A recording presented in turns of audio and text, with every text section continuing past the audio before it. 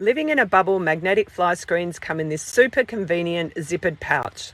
They're so simple to install. Simply attach the magnets around the door area, making sure to tuck them in around the rubber seals and paying special attention to watch out for the door closure mechanism.